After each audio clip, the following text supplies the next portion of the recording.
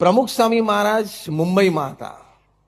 એક પ્રતિષ્ઠિત મહાનુભાવ, union cabinet minister, એમણે પ્રમુખ સ્વામી મહારાજના દર્શન કરવા માટે આવ્યા. ત્યારે પ્રમુખ સ્વામી મહારાજના મોઢે 1 કલાક સુધી અપમાનિત શબ્દોમાં પ્રમુખ સ્વામી મહારાજને ખખડાવ્યા.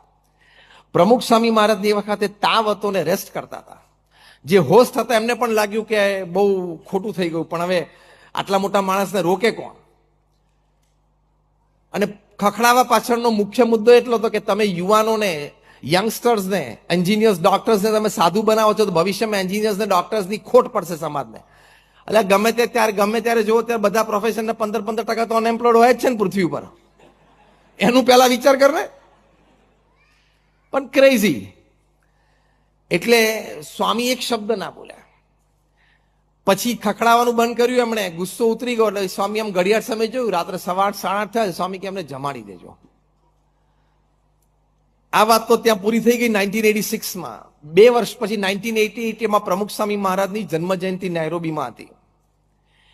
2 વર્ષ દરમિયાન જે પણ ઘટનાઓ બની હશે, આ વ્યક્તિ was no more the union cabinet minister.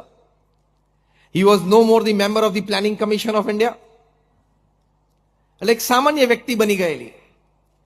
એક એનજીઓ ચલાવતા હતા. એના ફંડ રેઝિંગ માટે નાયરોબી આવેલા. એમને ખબર પડી કે પ્રમુખ સ્વામી મહારાજના સાનિધ્યમાં બહુ જ મોટું ગુજરાતી ગેધરિંગ ભેગું થવાનું છે, અને જો પ્રમુખ સ્વામી અપીલ કરે તો મને આ પ્રોજેક્ટ માટે ફાઇનાન્સ સારું મળે, એટલે કે હેલ્પ મળે. એમને આવતા જોયા પ્રમુખ સ્વામી મહારાજ, એટલે પ્રમુખ સ્વામી મહારાજ મંચ ઉપરથી જાતે ઉભા થયા. સ્ટેજના ખૂણા સુધી એમને લેવા માટે ગયા. હાથ પકડીને એમને મંચ ઉપર લાવ્યા. મંચ ઉપર 4-5 પ્રતિષ્ઠિત મહાનુભાવો બેઠેલા. એમની સાથે એમની ઓળખાણ કરાવી. અને પ્રમુખ સ્વામી મહારાજને પૂછ્યું કે બોલો શું આવવાનું થયું? એમને કહ્યું મારે આ કામ છે ને તમે જો જાહેરાત જાતે કરો તો બહુ સારું. સ્વામી કે કરશું. એમને બાજુમાં મંચ ઉપર બેસાડ્યા.